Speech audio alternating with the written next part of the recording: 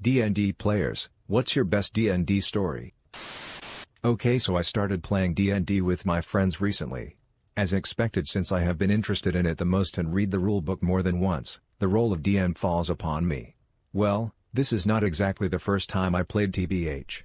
First time I'd played a game with my friends, there was a bit of issue with me winging the story and not preparing properly, and also we tried to play every day. We play on WhatsApp via chat or voice message and we don't exactly get much done in one day, and we lost interest. Second time I ran a solo one-shot for one of my friends. It was good but short. So this is me trying my hand once again at it. With one friend who knows the rules somewhat and two noobs. Explaining rules took a lot of trouble and we are still in the process. But I want to share my experience as of yet. I'll try to take a story-like approach at times, so please bear with me. BTW, I homebrewed a lot of stuff to make it easier or more fun for my players. Player characters.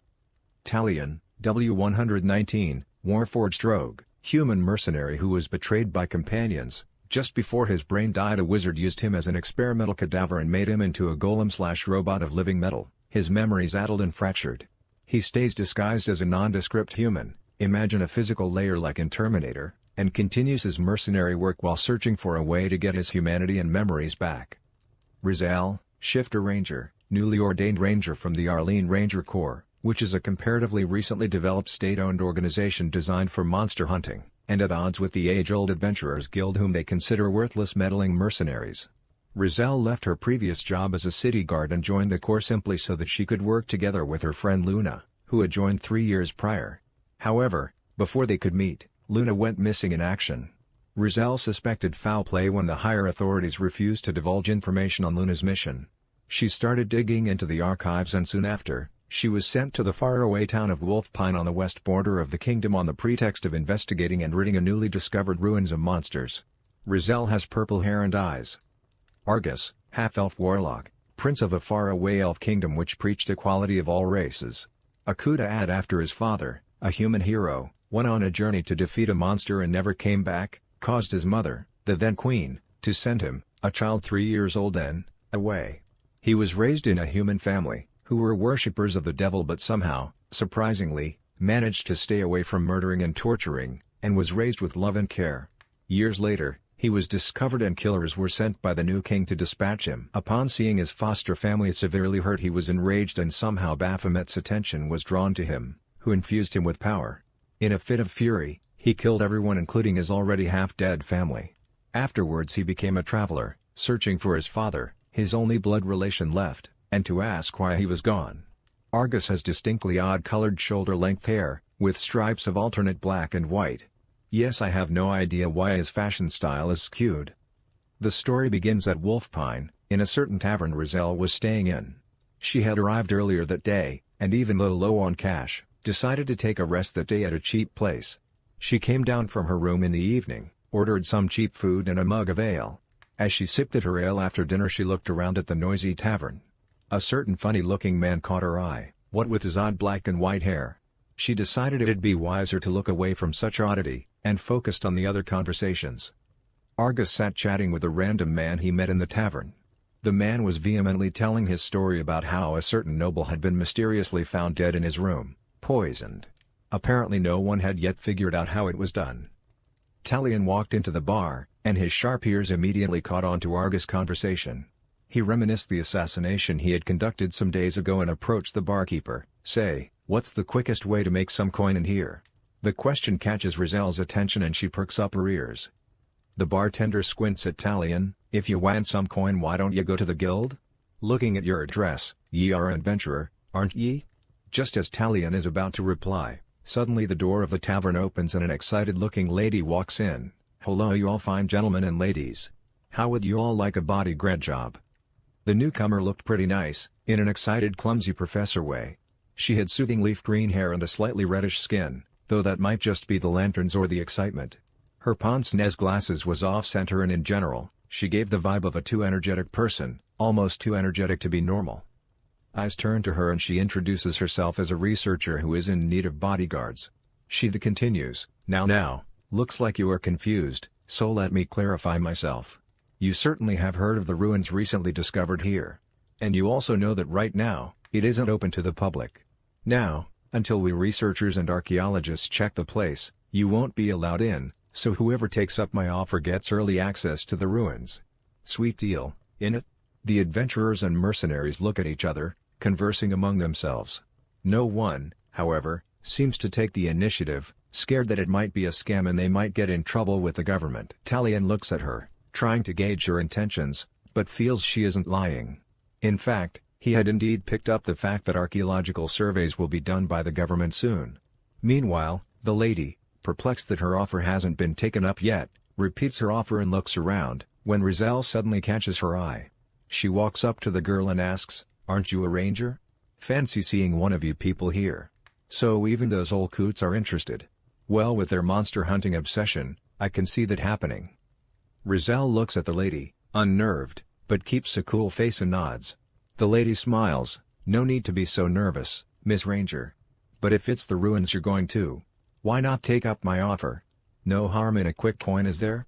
I may have been authorized by the Adventurers Guild about the bodyguards, but there is nothing that says a ranger cannot take up the job." By this time, all the people in the tavern, including Talion and Argus, are focused on them. Talion steps up and asks, "Excuse me, lady. You are looking for volunteers?" "Why yes, of course I am," the lady exclaims. "I might have gone on a few expeditions and it can be quite mean with a staff, but I'd rather have some bodyguards, especially when the guild is paying the expenses." Seeing someone else make the first move, Rizal gathers up courage and says that she is interested too. "Thank you, miss. Having a ranger whose bread and butter is killing monsters is quite a lucrative deal," the woman says. Irritated by the man still babbling about the dead noble, Argus steps up the table and walks towards the lady and says, "Did you just say the ruins?" Yes, the one discovered a few weeks back. BTW, don't mind me saying, but your hair is pretty. Interesting, mister. I get that a lot, chuckles a blushing Argus. "Well, that makes 3 guards for me, more than good if I say so myself," the lady continues happily. "Not so fast, lady. How much?" Talion interjects. "Huh? Oh, it's 15 gold pieces per guard. Now don't try to haggle for a higher price, I have no hand here." "That's what the guild fixed the price at," Laura says with a voice of finality. "Dang bureaucrats. Okay. Don't know about the rest. But where do I sign up?" Talion says finally after mulling a bit. "You see, even I was about to go there and had stopped here for a lil break. So why not go together?" Argus casually says to the group amiably. Rizal looks at the man with the unusual hairstyle and is slightly horrified that such weirdo will possibly work with her, at which Argus just stares at her oddly for a second, just to mess with her. The lady rolls her eyes at Argus and adds, "Here's a catch, BTW, any treasure you find in there is yours for the taking, mister." "Oh wow. We haven't introduced ourselves yet. I am Laura Fire Curl, researcher, historian and archaeologist. Not to flatter myself, but they do speak quite a bit of me back at the capital." Never heard of you." Rizal cuts off Talion and asks, "Before we sign up, I'd like some proof that we will be paid." "Excellent point, miss," Talion adds, "show us some written document, Miss Laura." Laura nods with understanding and takes out a piece of parchment from her bag and shows it to the party. It read as follows. "The Adventurers Guild, Wolf Pine hereby authorizes Laura Fire Curl, state-appointed archaeologist and researcher for the study of the newly discovered ruins in the city outskirts, to appoint up to 3 guards for her safety.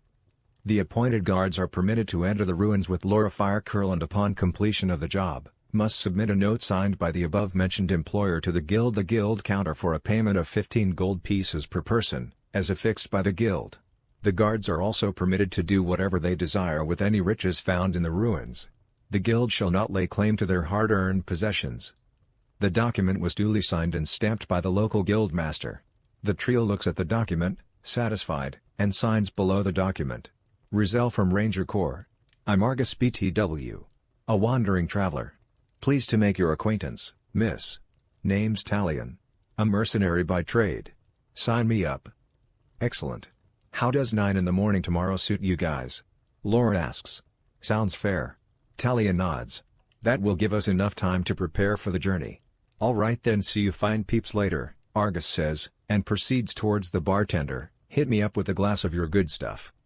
Laura gives the document a final looks and looks at the group. "Well then. Good night y'all." She leaves. Rizal wishes her back and sits down with her drink. Talion slips in between the two and takes a seat. "So, What's the story with you two? Just a passing traveler interested in the various mysteries of the world. What about you? Argus replies. A mercenary. People pay and I do the job. Sent by the higher-ups to investigate the ruins and kill any monsters. What else? Rizal sighs. Noble cause. Talion smirks. Now, I make it a point to get to know about the abilities of who I work with. I'm guessing you're an archer? He turns to Argus. And you? A mage? And we all walk into a bar? Seems like the beginning of a bad joke. Yes. If we are going to work together, we need to know all our abilities, of course. Rizal nods. Argus muses for a moment and answers, well, I am and yet I ain't. I can cast spells and stuff, but my abilities don't necessarily qualify me as a full-fledged mage. A jack of all trades but master of none. Right, so I normally work alone, so don't count on me to watch your backs, Talion says. Rizal snorts, I'm the one who watches others' backs, I don't need it. Why yes, kind sire, don't worry. I can carry myself pretty well. I will try not to be a burden to you or the lovely miss there. Argus laughs in an exaggerated fashion. So, how about we call it a night? And we meet up here tomorrow morning. We can head off together, Talion says. Rizal stands up. All right. Have a good night. Good night to you fine fellas. See you tomorrow. Argus says and signals one of the ladies standing at the corner. Now where were we at, sweetheart? He chats for a bit and takes her hand and goes out of the tavern and into a nearby cheap inn. Next morning, all of them gathers at the inn, Argus coming last, running and starts panting. I hope I'm not too late. Sorry to keep you waiting. Talion just rolls his eyes at his words. Argus, you are late.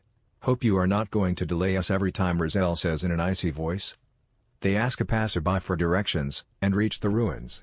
It looked pretty grand, a pair of etched stone doors on the sheer rock face. 4 armed guards stand at the door and one of them accosts the party. Why are you here?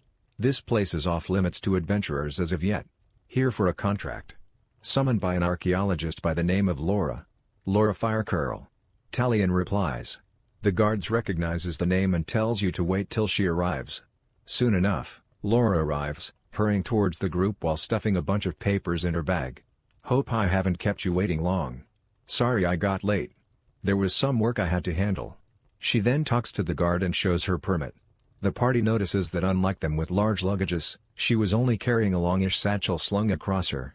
Also, she was wearing a sturdy-looking breastplate, which looked like it had seen some use. She finishes her conversation and the guard signals to his colleagues, who heave the door open.